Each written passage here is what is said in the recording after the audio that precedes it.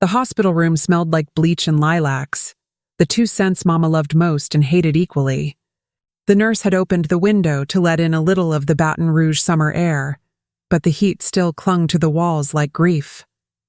Machines beeped, slow and steady, beside her bed, each sound a reminder that time was slipping away. Charlene wasn't Mama's by blood. She was Daddy's daughter from his first marriage, but Mama raised her like her own. Folks in Baton Rouge said we were closer than most real sisters, and for a while, I believed that too.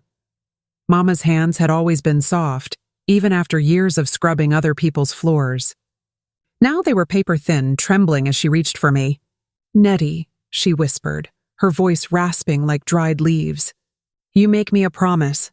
I squeezed her hand gently. "Anything, Mama." Her eyes, cloudy but sharp as ever, turned toward the ceiling light. "Don't let them sell my house. That land, it's the only thing in this world that's truly ours. I worked my whole life for it. You and Char, promise me you'll keep it." I glanced over at Charlene. She stood on the other side of the bed in her silk blouse and gold earrings, pretending her tears were genuine. "Of course, Mama," she said softly. "We'll take care of it, together," Mama nodded, satisfied. "Together," she repeated, as if saying it might make it true. That was the last real conversation we ever had. 3 days later, Mama was gone, and the house on Magnolia Street felt colder than it ever had before. At first, Charlene and I seemed united in our grief. We sat on the porch drinking sweet tea, flipping through old photo albums, and talking about how we'd fix up the roof, maybe repaint the shutters. She even kissed my cheek at the funeral and said, "We'll make Mama proud." But months passed, and she stopped returning my calls. She said she was handling some things. The letters from the insurance company started coming addressed only to her. When I went by the courthouse to renew the property taxes, the clerk frowned and said, "Ma'am, this house isn't in your name anymore." At first, I laughed, said it couldn't be right. But when she turned the computer screen toward me, my stomach dropped. The deed was gone. The house had been sold 6 weeks earlier. The buyer's name was an LLC registered out of Atlanta, and beneath that, my own signature. I knew that handwriting better than anyone's. It wasn't mine. Standing on that front lawn, under a harsh August sun, I looked up at the sold sign stuck crooked in the dirt. Charlene's car was nowhere to be seen. Mama's curtains still hung in the window, fluttering weakly in the breeze. That's when I whispered, voice shaking but sure. I kept my promise. "Mama, she's the one who broke hers." And in that moment, grief turned into something sharper, something that had teeth. Before we go on, tell me where you're listening from, and don't forget to subscribe for more stories coming soon. The morning after Mama's funeral, the magnolia tree out front was in full bloom, thick white blossoms that smelled too sweet for a day so heavy. I sat on the porch steps, still wearing black, watching the petals fall one by one like bits of old promises. Charlene came out of the house wearing sunglasses and heels, like she was heading to brunch, not sorting through Mama's life. "We need to talk about the house," she said flatly. I looked up at her. "Already? Mama ain't been in the ground 2 days." She sighed and leaned on the rail. "I know, Nettie, but we can't just let this place rot. The roof leaks, the taxes are overdue, and the wiring's older than we are." "It's home," I said quietly. "Mama wanted it to stay in the family," Charlene shrugged. "And I want to honor that. But maybe we sell it, split the money, and buy something smaller. You could get a new start."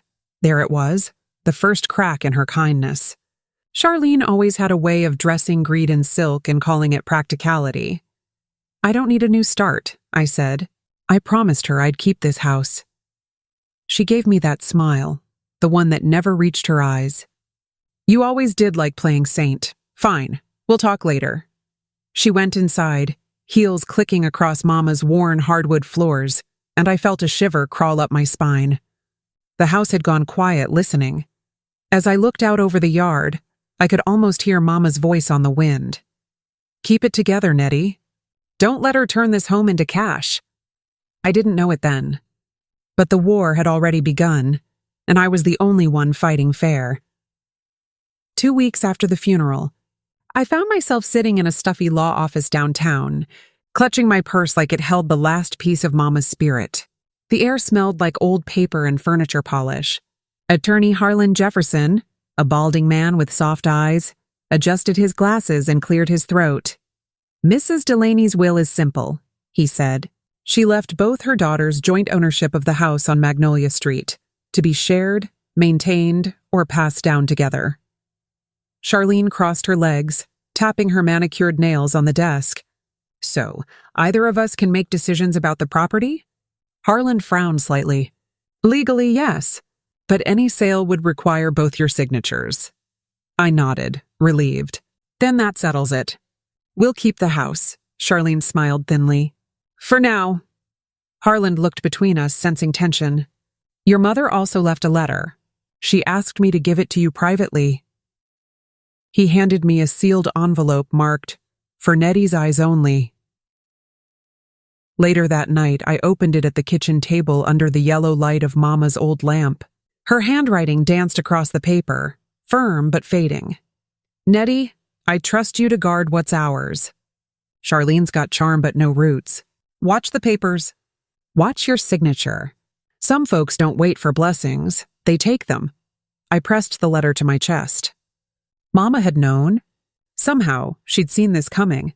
The house creaked softly, as if agreeing with her. I looked up toward the hallway where shadows stretched long and thin, and I whispered, "I'm watching, Mama, I promise."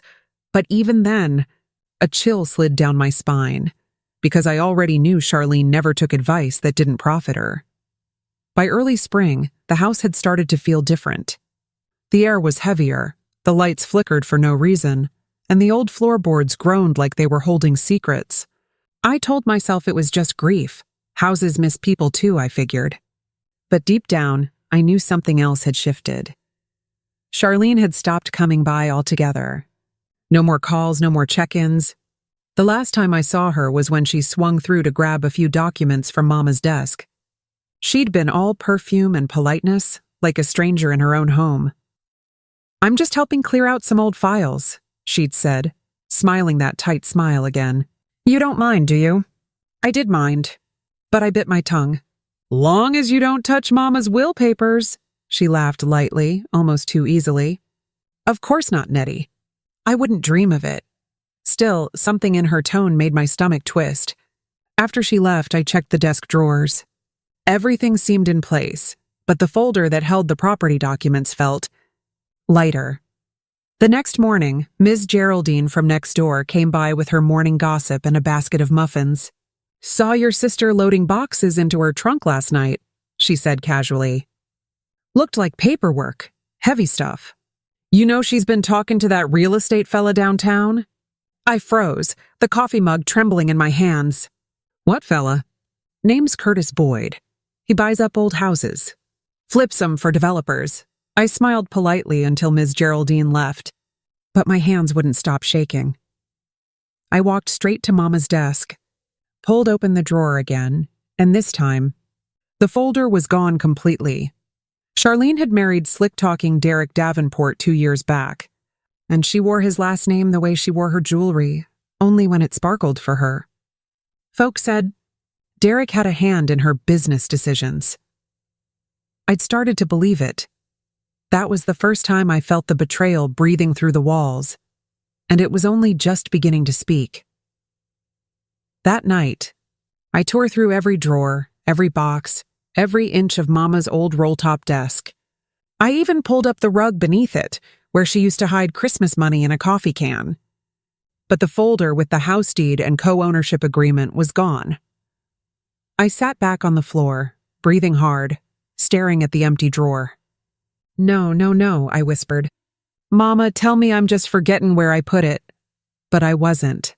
I could still see the folder in my memory, green with a paperclip rusted at one corner. I'd held it in my hands the week after Mama passed. The phone rang, startling me.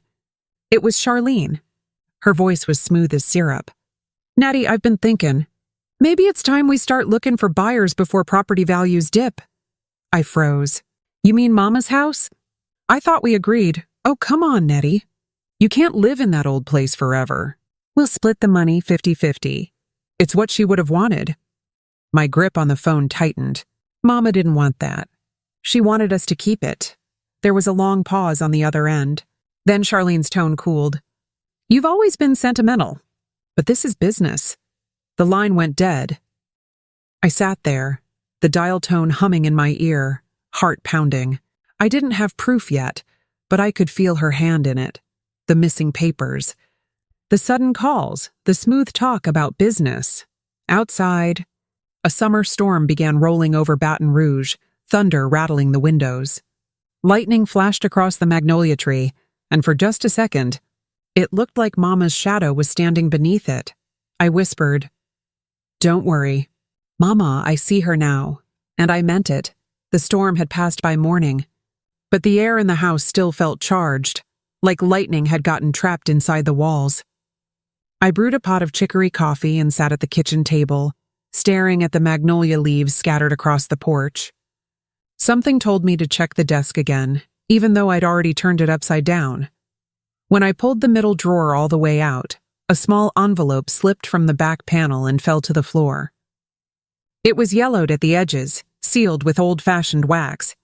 On the front, in Mama's looping cursive, were 2 words that froze my breath. For Nettie, if things go missing. My hands trembled as I tore it open. Inside was a folded letter and a single key. The letter read, If Charlene starts asking questions about the house, don't trust her. She's got a good heart, but it's pointed in the wrong direction. Keep a copy of the deed. It's in the top of the linen closet under the blue quilt. And if anything ever feels wrong, call Harlan Jefferson. He's an honest man. I pressed my hand over my mouth. Mama had known her better than I did. I ran to the linen closet and pulled down the blue quilt.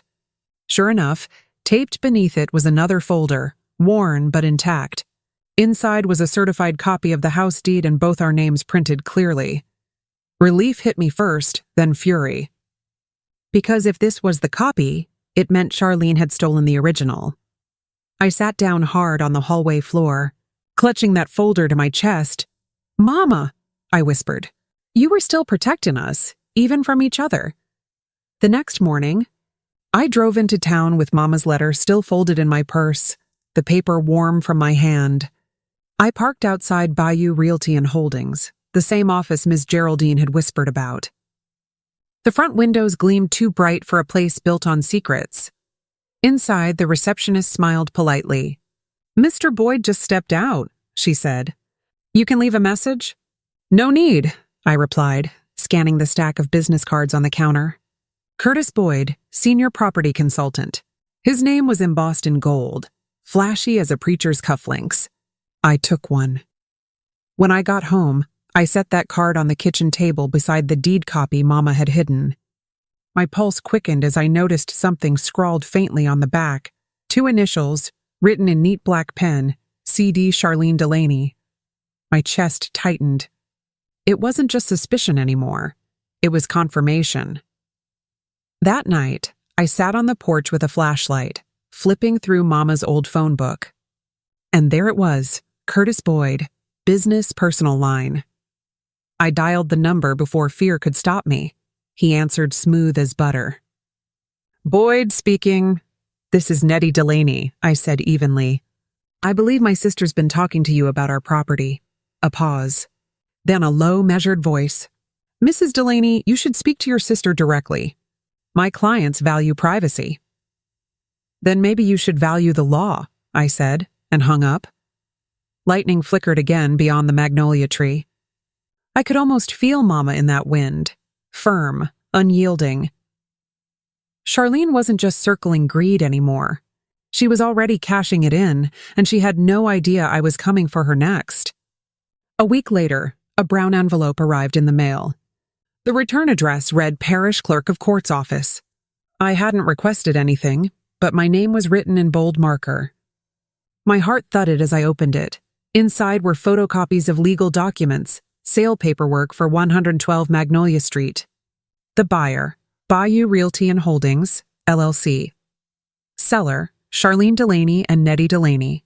Only. My signature wasn't mine. I knew every curve of my own handwriting, every loop and hesitation, and this one looked mechanical, practiced but wrong. They'd even added my middle initial, something I never used on official papers. For a long time, I just stared at it. The room felt too quiet, like the house itself was holding its breath.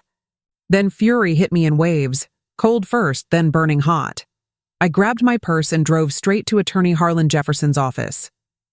He looked up from his desk as I burst in, waving the papers. "She forged my name, Harlan. Sold Mama's house out from under me." He took the papers carefully, scanning each line, his face hardening. "Nettie, this isn't just a civil matter. This is fraud. Real estate fraud, forgery, possibly elder exploitation depending on the timeline." "I want her arrested," I said through gritted teeth. He leaned forward. "We'll start with the parish clerk of court and confirm the original signatures. But I'll warn you, family cases get messy." "Then let it get messy," I said. She made it that way. When I left the office, I stood on the courthouse steps, holding those fake papers in my shaking hands. The magnolia trees lining the street were blooming again. White petals drifting like snow, soft, pretty, and cruel. That was the day I stopped calling her my sister. She was something else now, an enemy wearing my blood. Harlan called me 2 days later, his voice tight. "Nettie, I traced the payment from the property sale." "You'd better sit down." I was already sitting at Mama's kitchen table, surrounded by her teacups and unopened mail. "Go ahead," I said. "The buyer wired $380,000. There should have been 2 deposits of $190,000 each, but there was only one, into an account under Charlene's name." My grip on the phone tightened. "She took it all?" "Every cent," he said grimly. "The check cleared through a branch in Atlanta. Looks like she set up a new address, new phone number, even transferred her car registration." I hung up before my voice could crack. The silence in that kitchen was deafening. The fridge hummed, a clock ticked, and somewhere outside, the wind rustled the magnolia leaves, the same ones Mama had planted with her bare hands. I went to Mama's old sewing box and pulled out the tiny notebook she used for grocery lists. On the first page, I started writing, "Charlene's lies." Underneath, I listed everything I knew, dates, amounts, names. By the time I was done, my hands had stopped shaking. That night, I couldn't sleep. I just sat on the porch watching cars pass, headlights sweeping over the sold sign that still leaned crooked in the yard. Mama's voice echoed in my mind. "Watch the papers." "Watch your signature," I whispered back into the humid air. "I'm watching now." "Mama, she's not gonna win." Lightning flickered far off over the bayou, soft and slow, like a warning light. Charlene had turned her back on family for money. Now I was about to show her what loyalty looks like when it's betrayed. By the end of the week, I'd packed a small suitcase, printed every document Harlan had sent me, and filled the tank of Mama's old Buick. I told no one where I was going, not even Ms. Geraldine, who watched from her porch as I backed out of the driveway. The magnolia tree stood still in the dawn light, its leaves whispering like it knew I might not come back the same. The drive to Atlanta was 6 hours of silence and prayer. Somewhere past the state line, I pulled into a gas station and stared at my reflection in the side mirror. My face looked older, tighter, like the grief and anger had carved me new. I found Charlene's new address that evening, a gleaming condo building downtown, all glass and arrogance. A doorman greeted me politely until he realized I wasn't expected. "Ms. Delaney doesn't usually take visitors," he said. I smiled thinly. "Oh, she'll take this one." He hesitated just long enough for me to slip inside as another resident came out. I rode the elevator up to the 12th floor, my heart pounding. When the doors opened, I could hear faint music, jazz and laughter, coming from behind a sleek black door. I knocked once. No answer. Then I heard her voice, smooth as ever. "Who is it?" "Your sister," I said. There was a pause, then the sound of the lock turning. Charlene opened the door, looking every inch the city queen, silk robe, champagne glass, and not a trace of shame. "Well," she said with a smirk, I wondered how long it'd take you to find me. I stepped inside, closing the door behind me. And I wondered how long it'd take you to forget we're family.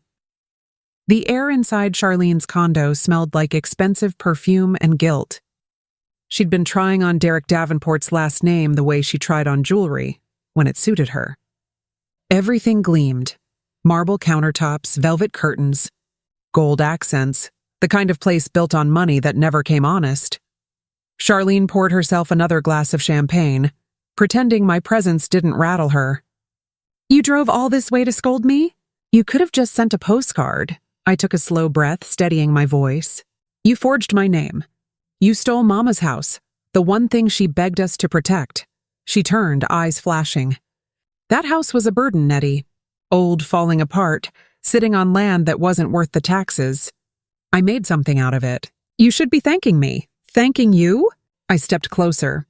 You sold the roof that sheltered us, the floors that held her dying breath, and you think that's success? Her smile faltered. You always were dramatic. I did what I had to. I'm tired of scraping by. You want to live like Mama, clipping coupons and praying the lights stay on? Not me. I opened my purse and laid the forged deed on her glass table. You signed my name, Charlene. That's a felony, not ambition. She looked down at the papers, then back at me, her voice suddenly sharp. You don't have proof it wasn't you. I leaned in, my words quiet but heavy. I got the copy Mama hid before you ever touched hers. I got the letter, the dates, and Harlan Jefferson ready to testify. You crossed the wrong woman, her smirk returned, thinner now. You wouldn't dare take me to court? I met her gaze, steady and unflinching. Try me. For the first time, I saw something flicker behind her eyes. Not guilt, not fear. Just the slow realization that her little empire was about to crumble. By the time I got back to Baton Rouge, exhaustion sat heavy on my bones. The drive had burned through every ounce of my patience, but not my resolve. The first thing I did the next morning was call Harlan Jefferson. He met me at his office before noon, coffee already waiting. He looked over the photos I'd taken of Charlene's condo, the luxury furniture, the champagne, the smile that hid a crime. You've got her cornered morally, he said, but legally we have to tread carefully. I frowned. She forged my signature. What else do we need? He leaned back, sighing. To prove it, we'll need handwriting verification, a bank subpoena, and the original deed from the parish clerk. The sale was done through an LLC. She's hiding behind corporate paperwork. It'll take time. Time? I said, my voice rising. She's spending Mama's money like it's hers. Every day she gets richer off what she stole. I know, he said softly, but if we rush it, she'll claim you're just angry over inheritance. Let me build the case right. Forgery? Wire fraud? Elder exploitation? If we play this right, she won't just lose the money. She'll lose her freedom. I stared down at Mama's letter resting in my lap. The words "watch the papers" burned into my mind. Then we do it your way. But she's not getting away with it. Harlan nodded. I'll start the filings today. And Nettie? I looked up. He hesitated, choosing his words carefully. Family cases like this, they don't end clean. You ready for that? I thought of Mama, of the magnolia tree swaying in the yard. I stopped wanting clean the day she forged my name. 3 days later, I got a knock at my door just past sunset. A man in plain clothes stood on the porch, tall, middle-aged, with a badge clipped to his belt and a look that said he'd seen too much of other people's mess. Ms. Nettie Delaney? He asked. That's me, I said cautiously. I'm Detective Norris, Baton Rouge PD.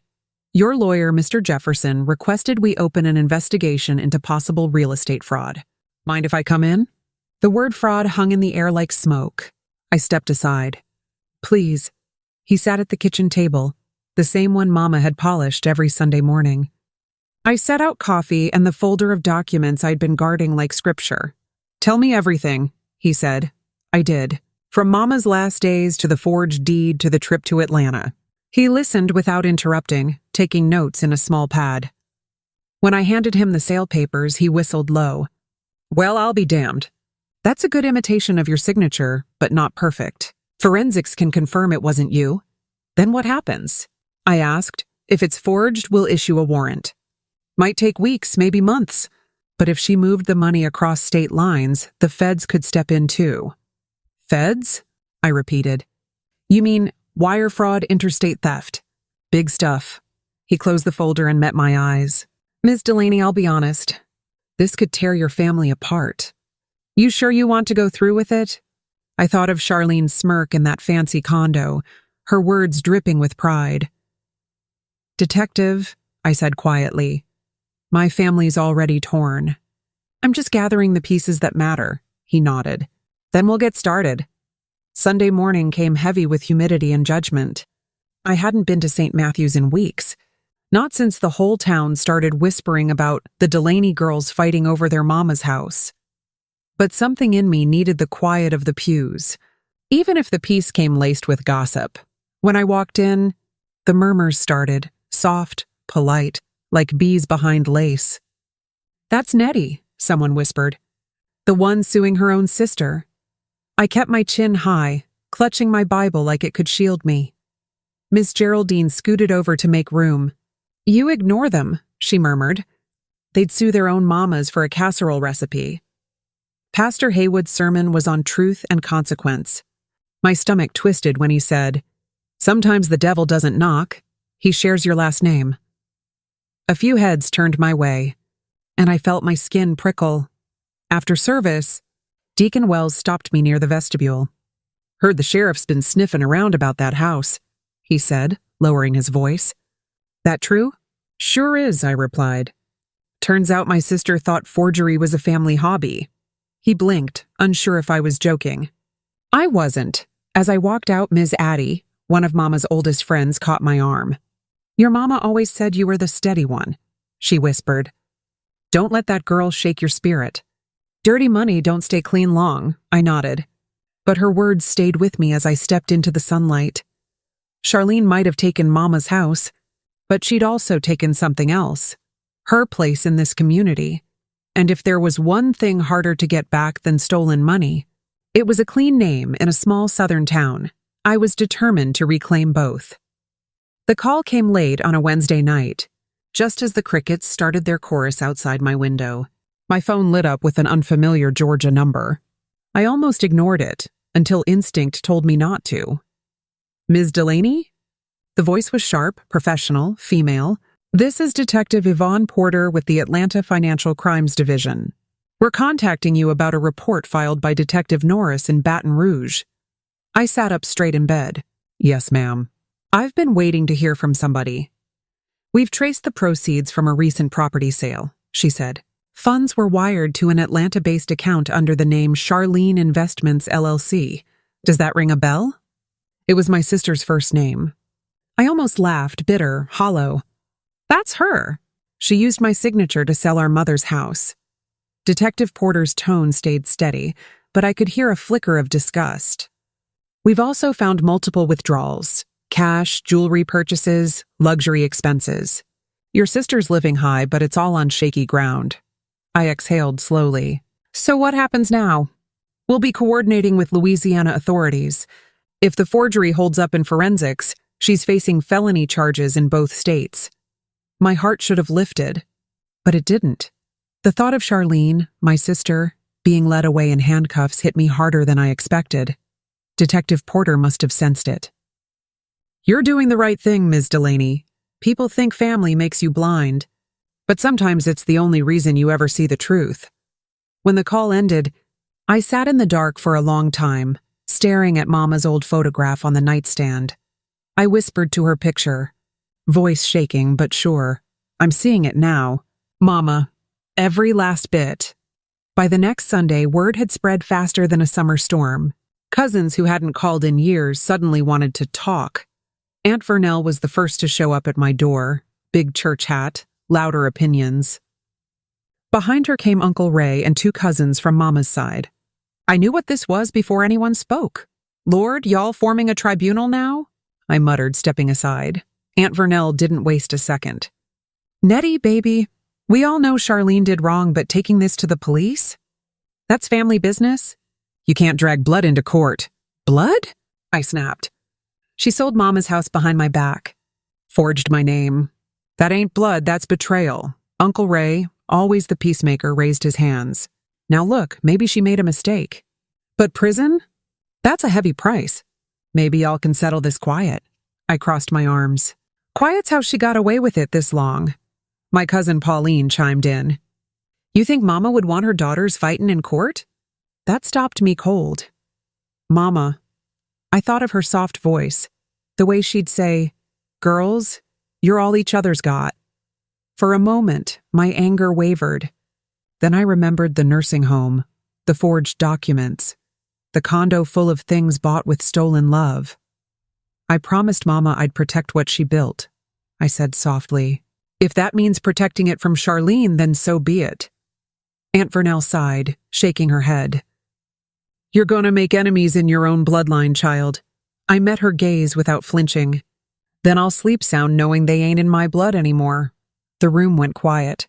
One by one they left, but I could still hear their whispers down the hall. Nettie done turned cold, someone said. Maybe I had. But justice has a temperature all its own. 2 weeks later, I heard the familiar rumble of a black Escalade pulling into Mama's old driveway, the one Charlene swore she'd never set foot in again. I looked out the kitchen window and saw her step out, dressed head to toe in white linen, sunglasses perched high like she was still too good for the air we breathed. She walked up the path slow, taking in the chipped porch paint, the garden Mama had planted with her bare hands. For a moment her mask cracked.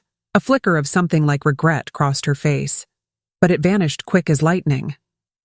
Well, she said, sliding off her glasses, you've certainly been busy. Lawyers, detectives, the whole 9 yards. I crossed my arms. You made it necessary. She laughed, that same low, mocking sound I'd hated since we were kids. You think you can take me down, Nettie?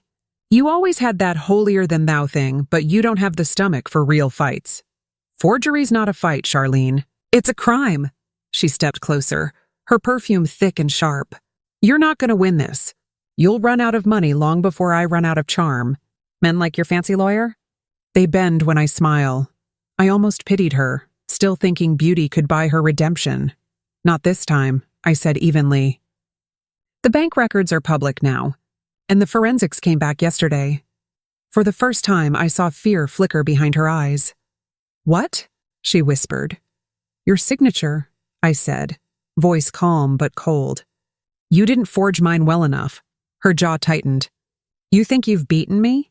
I smiled. No, Charlene. You beat yourself. And for the first time in her life, she didn't have a single word to throw back. 2 days after Charlene's little visit, Harlan called me into his office.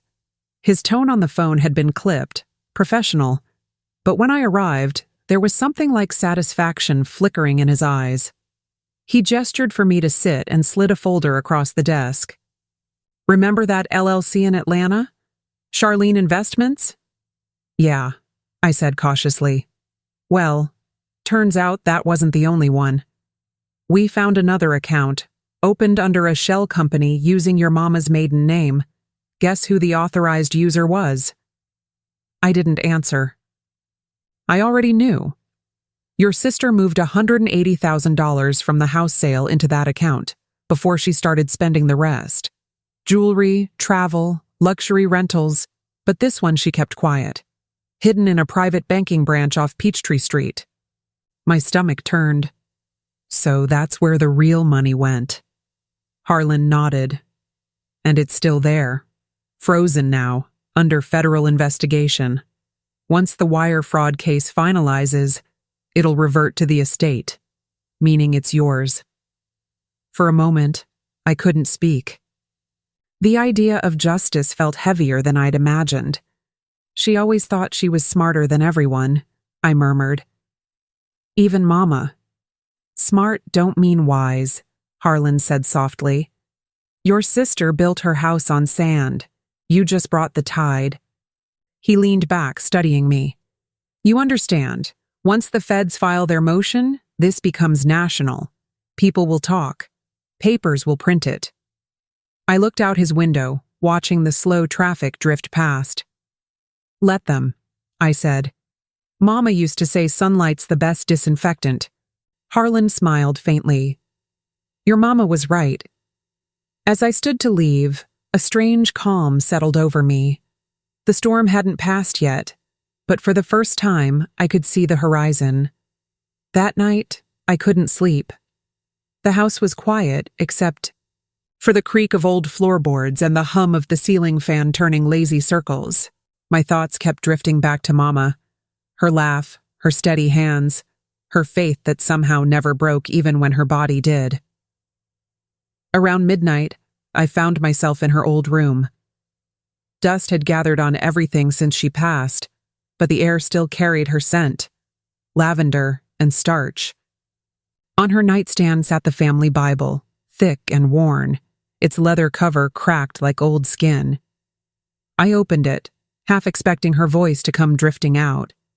Inside were the usual things: pressed flowers, family birth dates, a photo of us three smiling before the world went sideways. But when I reached the back, something slipped out, a folded piece of yellowed paper, tucked deep in the binding. It was Mama's handwriting. "If you're reading this, Nettie, then something's gone wrong between you and your sister. I always prayed it wouldn't, but I knew my girls carried fire different ways. You got the quiet kind, the kind that waits until the right moment to burn. Don't let that fire turn you cruel. Let it light your way." I read it twice, then again. The words weren't comfort, they were command. I traced her signature with my thumb and whispered, "I'm trying, Mama." But she left me no peace to give. As I slid the note back inside, my phone buzzed on the dresser. It was a text from Detective Norris. Charlene just booked a one-way flight to Belize, leaving tomorrow morning. I stood frozen, the Bible still open in my hands. So that was her plan, to vanish, but not this time, not on my watch. The moment I got Norris's text, the calm I'd found in Mama's words vanished. I called him right back, my hands shaking. "She's running?" I demanded. "Looks like it," he said. "Flight out of Hartsfield-Jackson at 8:10 a.m. If she gets on that plane, she's gone for good. We're working on the warrant, but we need her grounded first." "Then I'll do it," I said, before I even thought it through. "Nettie, don't," he warned. "Let law enforcement handle it." But I was already grabbing my purse. The drive from Baton Rouge to Atlanta blurred by in a fever of headlights and radio static. By the time I reached the airport, dawn was bleeding across the horizon. I parked, crooked half on a curb, and ran straight through the terminal. "Ma'am, you can't leave your car there!" someone shouted. Didn't matter. None of it did. Then I saw her, standing at the Delta counter, expensive luggage piled beside her like trophies. Charlene Delaney, cool as ice, booking first class to freedom. "Charlene!" I shouted. She turned, startled, then tried to recover her composure. "What are you doing here?" "You think you can just walk away?" I said, breath ragged. "After everything you stole?" Her lips curled into that same arrogant smile. "You can't prove anything that'll stick." That's when Detective Norris and two uniformed officers appeared from behind the corner. He met my eyes briefly, a silent nod of respect, before flashing his badge. "Charlene Davenport, also known as Charlene Delaney," he said firmly. "You're under arrest for fraud, forgery, and wire fraud." Her face went white. The passengers nearby froze, watching the scene unfold. As they cuffed her, she hissed at me through gritted teeth. "You think this makes you righteous?" "No," I said quietly. "It makes me free." And for the first time since Mama died, I believed it. By noon, the news had spread faster than summer lightning. Local woman arrested at Atlanta airport in family fraud case. Charlene's mugshot was everywhere, online, on TV, even buzzing on folks' phones at the corner cafe. Baton Rouge hadn't seen gossip that rich in years. I sat in Harlan's office, watching the coverage play on mute. Charlene looked small on that screen, her hair disheveled, her face twisted with fury. For once, she wasn't the glamorous one. She was just another criminal caught red-handed. Harlan turned down the volume and leaned back in his chair. She's being transferred to parish jail tonight. Judge set a preliminary hearing for Monday. They're calling it a textbook inheritance fraud case. I nodded, numb but steady. Mama would have hated all this attention. Maybe, he said gently. But she'd be proud of how you handled it. You didn't run, didn't fight dirty. You stood your ground. Outside the window, the courthouse flag flapped in the humid air. Everything felt heavy, but lighter than it had in months. Then the phone on Harlan's desk rang. He answered, listened, and handed it to me. Detective Norris? He mouthed. Ms. Delaney, Norris said, just thought you'd want to know. Your sister's already trying to make a deal. She's blaming her husband, her lawyer, anyone she can. But the paperwork trail is solid. She's cornered. I closed my eyes and exhaled. Then let her talk. Let the truth finally be louder than her lies. As I hung up, Harlan said quietly, You realize, Nettie, when this is over, you'll be the sole heir. All of it will be yours. I looked at him, then out the window again. It was never about that, I said softly. I just wanted Mama's name cleaned. And deep down, that was the truest thing I'd ever spoken. 3 days after Charlene's arrest, a manila envelope arrived at my doorstep, no return address, just my name scrawled across the front in a handwriting I'd known since childhood. I didn't open it right away. I sat there at the kitchen table, staring at it beside my cup of cold coffee. The old clock on the wall ticked louder than usual, like it wanted to warn me. Some truths don't heal, they just stop festering. Finally, I tore it open. Inside was a single sheet of lined paper. The first words hit like a bruise. Nettie, I know you hate me. Maybe you should, but you need to know how it happened. Charlene's handwriting trembled across the page.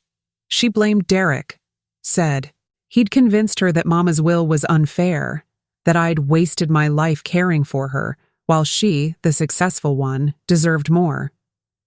He'd handled the sale, the transfers, the accounts, but she admitted she signed every document, every lie. I told myself it was justice, she wrote, that I'd earned that money. But Mama's face won't leave me alone. She keeps showing up in my dreams, standing by that house, shaking her head. I can't sleep. I can't eat. I think I've damned myself. The last line was written so faint I could barely read it.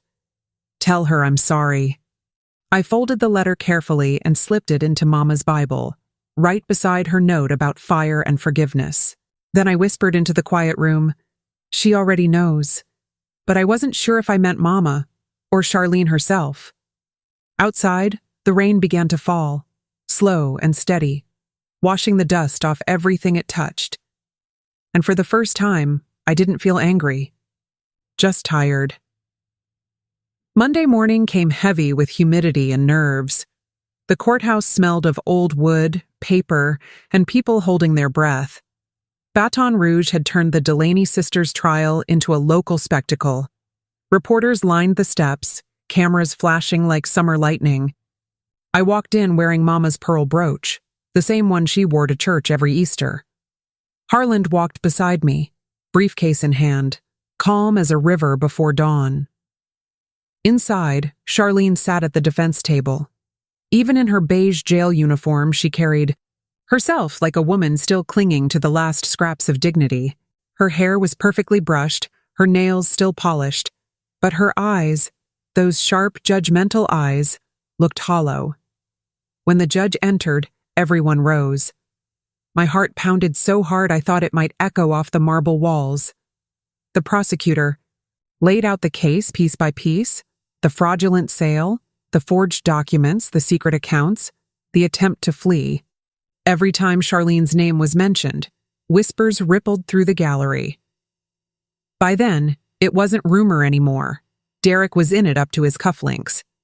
Then came the recordings, calls between her and Derek discussing the timing of Mama's house sale and how to move assets clean. Her voice filled the room, smooth and cold, without remorse. I sat still, eyes fixed forward. But inside, every word was a knife turning slow. When the defense tried to argue she'd been manipulated, the prosecutor cut them down flat. "She wasn't desperate," he said firmly. "She was deliberate." Charlene wouldn't look at me. Not once. When court recessed for the day, Harland placed a gentle hand on my arm. "You did good," he said. I shook my head. "We're not done yet, because justice, real justice, wasn't just about guilt. It was about truth finally echoing louder than all her lies." The next morning, the courtroom was packed tight enough to steal your breath. Folks wanted a show, and they were about to get one. Derek Davenport, Charlene's slick-talking husband, took the stand in a crisp gray suit that screamed money and arrogance. He adjusted his cufflinks before swearing in, as if the oath was just another formality. I sat 2 rows back, watching every twitch, every smirk. The prosecutor wasted no time. "Mr. Davenport, you managed the sale of the late Mrs. Delaney's home, correct?" "Yes," Derek replied, voice smooth as butter. "I was helping the family liquidate assets responsibly." "Responsibly," the prosecutor repeated, flipping through a file. "Would that include transferring $380,000 into an offshore account under Delmar Holdings, which happens to share your initials?" A murmur rolled through the room. Derek stiffened but forced a laugh. "That was an investment. My wife didn't know?" The prosecutor cut him off. "Because according to her own statement, you convinced her to sign the paperwork. You orchestrated the sale. You promised her a payout if she kept quiet." Derek's jaw clenched. The prosecutor stepped closer. "You used her grief to enrich yourself. You forged documents in her mother's name. You helped steal a dying woman's home. Tell me, Mr. Davenport, how much did betrayal pay you?" Silence. Then a low hum from the gallery. Derek's lawyer objected, but the damage was done. The man's composure cracked. A bead of sweat slid down his temple. For the first time, Charlene turned toward him, and the look she gave could have cut glass. When court adjourned, I saw the moment it hit her. Derek had never loved her. He'd only loved the money, and now they were both standing in the ruins of what they'd built together. By the 4th day of trial, the courtroom air felt thick with tension and sweat. Even the ceiling fans seemed to turn slower, as if the whole place was holding its breath. The evidence had piled up higher than the courthouse steps. Bank records, wire transfers, phone logs, Derek's half-truths, and Charlene's voice caught on tape. But it was the faces that told the real story. Derek looked beaten down, his arrogance stripped away. Charlene, though, had changed in a quieter way. Her shoulders were stooped, her hands trembling slightly every time her name was spoken. She wasn't angry anymore, she just looked hollow.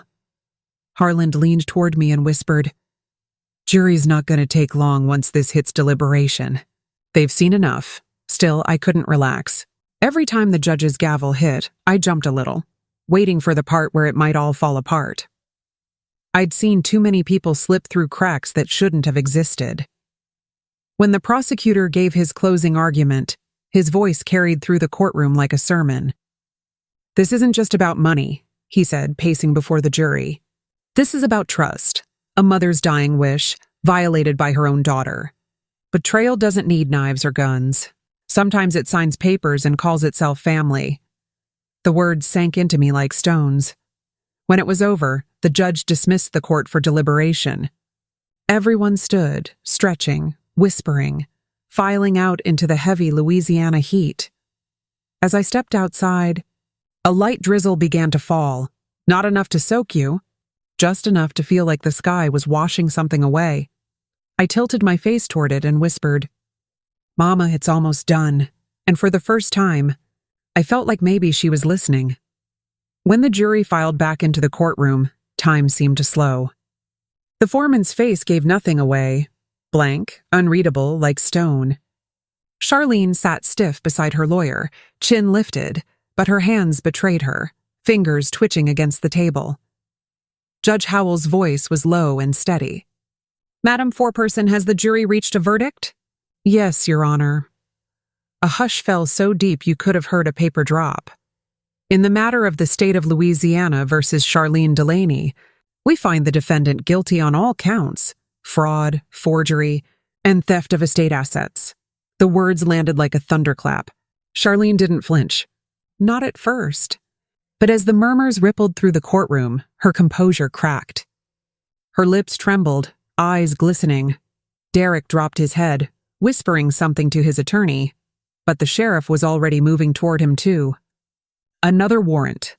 Another pair of cuffs. Judge Howell's gavel struck hard. Court is adjourned. Sentencing will be next month. The crowd erupted in noise. Reporters shouting, papers shuffling, whispers slicing through the air like blades. But all I heard was the sound of Mama's voice echoing in my memory. Truth don't need to shout to be heard. I stood slowly, meeting Charlene's gaze across the room. For a second, the world fell away. Just the two of us, sisters divided by choices that could never be undone. She mouthed something. Maybe I'm sorry. Maybe you won. I couldn't tell. As the deputies led her out, I whispered under my breath, "We both lost, Charlene." Because justice wasn't joy. It was the quiet ache that came when there was nothing left to fight for. Only the peace that followed. A month later, we gathered again in that same old courtroom, the air colder now, heavy with the finality that only justice can bring. The trial was over. The verdict had been read. All that remained was to decide how long my sister would pay for the choices that broke our family apart. Charlene walked in wearing an orange jumpsuit and a face scrubbed of everything that once made her proud. Gone was the polished hair, the jewelry, the high heels that used to click across marble floors. She looked small, almost fragile, but the damage she'd done still towered over us all. Judge Howell began reading through the charges again, his voice steady, his eyes full of something that wasn't anger, more like disappointment. This court recognizes the emotional and financial devastation inflicted by your actions. You defrauded your mother's estate, manipulated legal documents, and betrayed the sacred trust of family. Charlene's lawyer tried one last plea for leniency, something about remorse, mental stress, and influence from her husband. But when the judge looked her way, there was no mercy in his tone. "Charlene Delaney," he said, "you are hereby sentenced to 20 years in state prison, with eligibility for parole after 12. Gasps filled the room. I sat perfectly still, my palms pressed together in my lap. Charlene turned once, her eyes finding mine. There wasn't anger anymore, just exhaustion. Maybe regret. When they led her out, the room went quiet. Even the reporters stayed still. Outside, the air smelled like rain again, soft. "Cleansing, almost merciful," I whispered. "It's done, Mama." And for the first time since the day she died, I felt like the family name finally rested in peace. After the sentencing, Baton Rouge moved on, but I couldn't. Not right away. The courthouse emptied, the news crews packed up, and suddenly there was silence again. A silence I hadn't known since the day Mama passed. Harland called a week later. "Nettie, the estate's been settled," he said. "The restitution order's in place. You're now the legal heir to the remaining assets, house, land, and what's left of the investment accounts." For a long moment, I said nothing. My throat felt dry, my voice buried under too many emotions. "I never wanted her money," I finally said. "I know," he replied. "But this isn't about money anymore. It's about putting your family's story back in honest hands." When I walked through Mama's house that afternoon, sunlight poured through the windows like it hadn't in years. The place smelled faintly of cedar and thyme. Her rocking chair still sat by the window, the same cushion she'd embroidered decades ago. I ran my fingers over the grooves of her old dresser, the same one Charlene had once insisted on selling. It wasn't wealth I'd inherited. It was a responsibility. A promise. In the back garden, the azaleas bloomed, wild and defiant. I sat on the porch steps and closed my eyes. For the first time, I could breathe without that heaviness pressing on my chest. Mama used to say. What's stolen will rot, but what's earned will rise again. I looked around at the home she built, the legacy she left, and whispered, It rose. Mama, it really did. The wind moved through the trees, soft and certain, as if she were answering back. 2 weeks after Charlene's sentencing, I got a call from Detective Norris.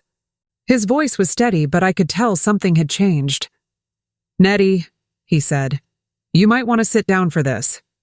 Derek Davenport took a plea deal. I gripped the edge of the kitchen counter. What kind of deal? He confessed to orchestrating the fraud, forged the signatures, handled the transfers, and convinced Charlene to go along with it. In exchange for full cooperation and testimony against other parties, he's getting 10 years in federal prison. 10 years. After all the damage, after all the lies, it didn't feel like enough. But then again, 10 years in a cell for a man who'd built his whole identity on control and appearances, maybe that was justice. Did he show any remorse? I asked. Norris hesitated. He said one thing before signing the deal. Tell her I never meant for it to go this far. I didn't know if he meant me or Charlene, and I didn't care. After we hung up, I sat at Mama's dining table, the same one where she'd served Sunday supper, the same one where we'd once laughed until tears rolled down our faces. I thought about all the things greed had stolen from us: peace, trust, family.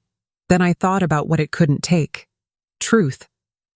I poured a cup of coffee, stared out at the magnolia tree swaying in the breeze, and whispered, You reap what you sow, Derek, always.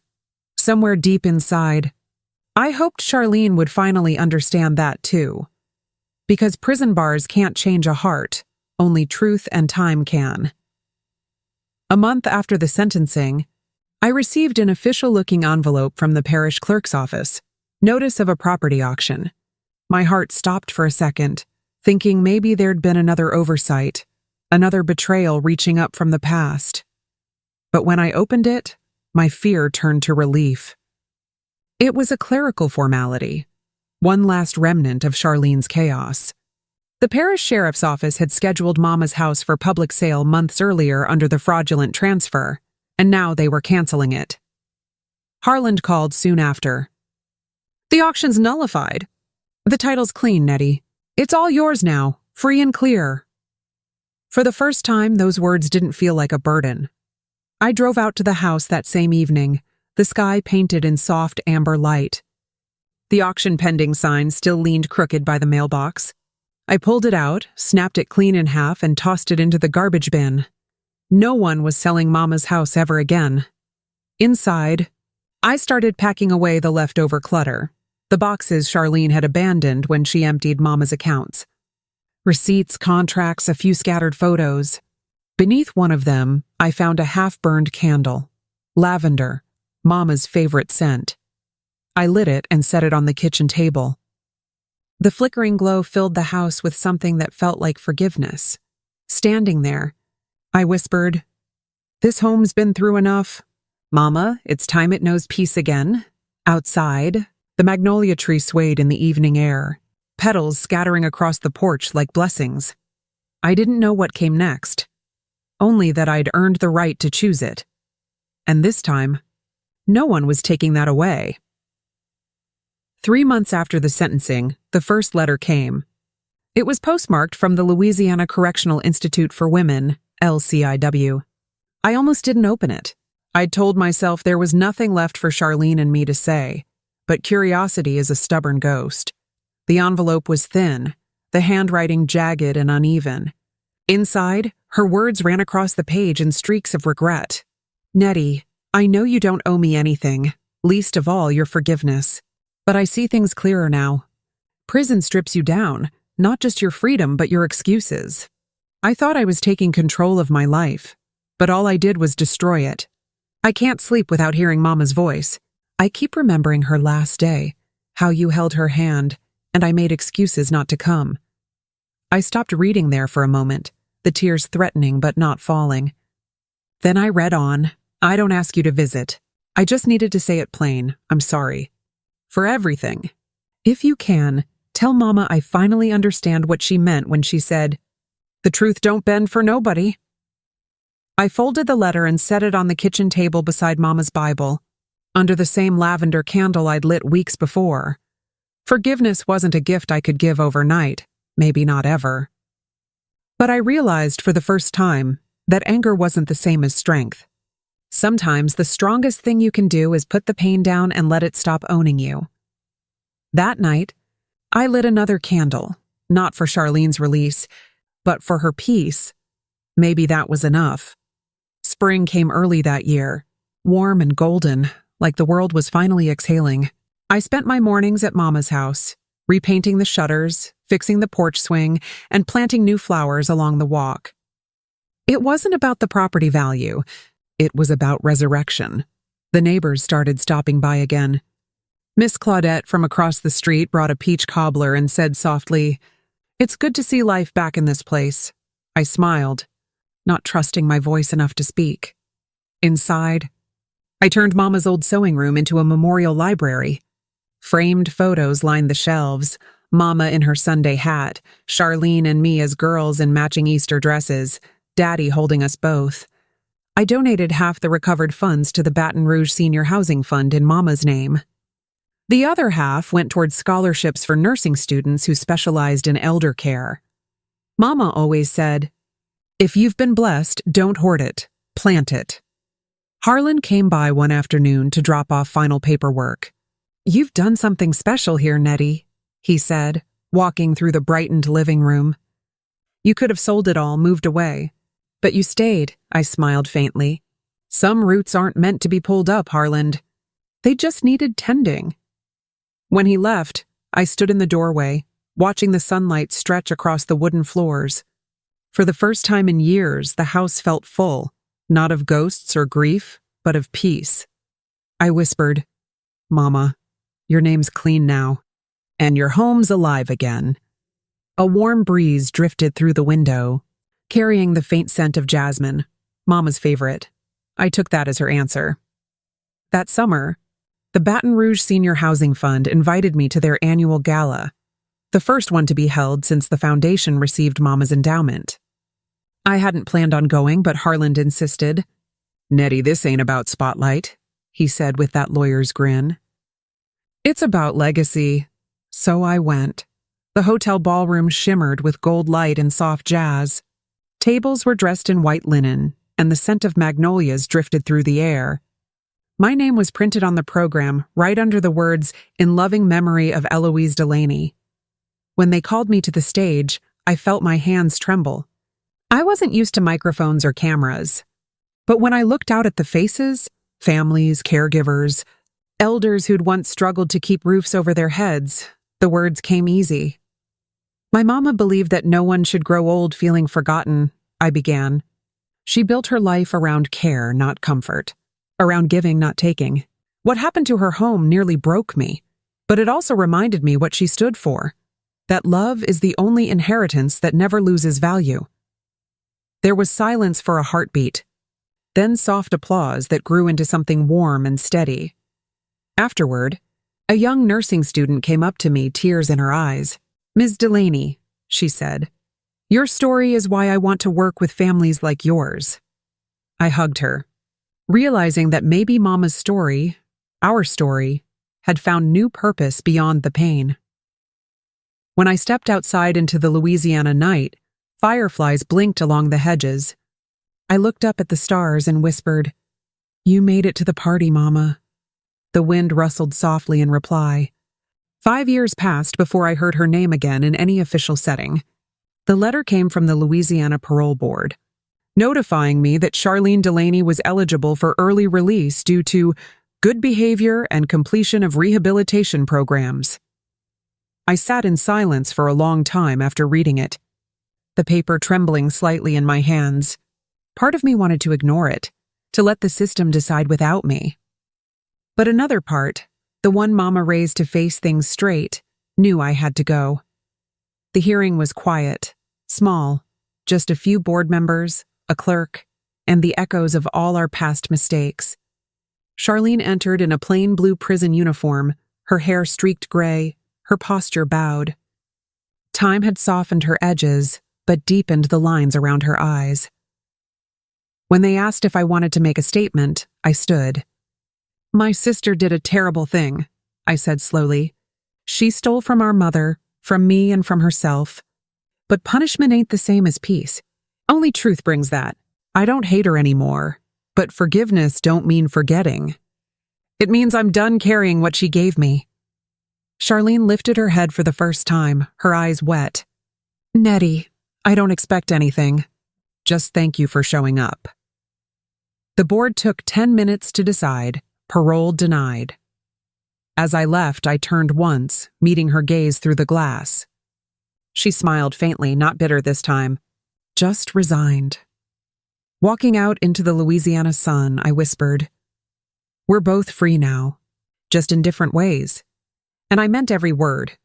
A year after the parole hearing, the Baton Rouge Council invited me to a community event. They were renaming the senior care center built on Mama's donated land. The new sign would read, "The Eloise Delaney Home for Dignity and Care." When I arrived, the air was thick with Louisiana heat, cicadas singing their endless summer song.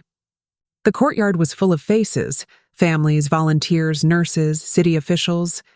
But what caught my breath was the building itself. Whitewashed walls, flower beds blooming with hydrangeas, and a plaque by the entrance etched with Mama's words, "Love is work you never retire from." I stood there a long time, reading it again and again. Harland found me near the fountain. "You did good, Nettie," he said quietly. "Your Mama would have been proud." "She already is," I replied, and I meant it. When the mayor called me to speak, I didn't use notes. "This building ain't just brick and paint," I told the crowd. "It's a promise. That kindness don't die when people do wrong, and love don't end just because life gets messy." My Mama gave her life to helping others, and though her name got dragged through the mud for a while, today it stands tall again, clean and shining. Applause rolled through the courtyard, warm as the sunlight on my face. I looked toward the magnolia trees at the edge of the property and felt something in my chest loosen, a peace I hadn't known in years. As the ribbon was cut and the brass band began to play, I whispered under my breath, "You finally came home, Mama." And the wind, soft and sweet, answered back through the trees. It was a quiet Sunday morning when I finally decided to go see her. I told myself for years that I wouldn't, that some doors are better left shut. But after the home dedication, something inside me felt unfinished. The drive to LCIW at St. Gabriel was long and silent. Fields stretched on for miles, dotted with oak trees and old fences leaning with time. When I reached the gate, I handed the guard my ID and said softly, "I'm here to see my sister, Charlene Delaney." He nodded, checked the log, and led me down a long hallway that smelled faintly of bleach and loneliness. When she walked in, I barely recognized her. The fire that once filled her every word had gone out. She looked older, smaller somehow, wrapped in the weight of what she'd done. "Nettie," she said quietly, her voice trembling. "Didn't think you'd ever come." "I didn't either," I admitted. For a long time, we just sat there. No accusations, no tears, just silence. Two women who'd finally run out of words sharp enough to hurt. Then she whispered, "I heard about Mama's center. It's beautiful." "You did what I should have done," I shook my head. "We both failed her once. But I made peace with that. You still can." Her eyes glistened, and for a flicker of a moment, I saw the girl she used to be, the one who shared a bedroom with me and laughed until dawn. When visiting hours ended, she touched my hand through the glass and said, "Thank you for coming." On the drive home, the air felt lighter. The past was still there, but it no longer owned me. Sometimes forgiveness isn't about setting them free, it's about setting yourself free. A year later, on the anniversary of Mama's passing, I stood once again in the backyard of her house, now mine, though it still felt like hers. The magnolia tree was in full bloom, white petals scattered across the grass like pieces of quiet grace. I set a basket down on the porch steps, fresh biscuits, 2 cups of coffee, and a small vase of jasmine. Old habits never die. The sun climbed slow over the trees, and I felt that same familiar stillness I used to feel when Mama and I sat together before church. The air carried the faint hum of bees and the smell of dew on wood. For the first time in my life, I didn't feel haunted by what was lost. I felt guided by what remained. I thought about Charlene, still serving her sentence, still sending the occasional letter. I hadn't written back, but I didn't need to. The silence between us was no longer anger. It was understanding. Inside, I'd framed a photo. Mama standing between me and Charlene, both of us girls in matching blue dresses. Underneath it, I'd written one line in her handwriting: "What you tend in love will never die in pain." I lit the last lavender candle and whispered, "We kept your promise, Mama. The house, the name, the love. They all came back home." The breeze stirred, lifting a few petals into the air. I could almost hear her humming, that same gospel tune she sang when she cooked on Sundays. I smiled through tears. Sipping the coffee meant for two, because in that moment, I knew the story wasn't about betrayal anymore. It was about restoration, and it had come full circle. If you liked this story, please like, subscribe, and share it. If you have a unique story of your own, share it in the comments below. Thank you for listening.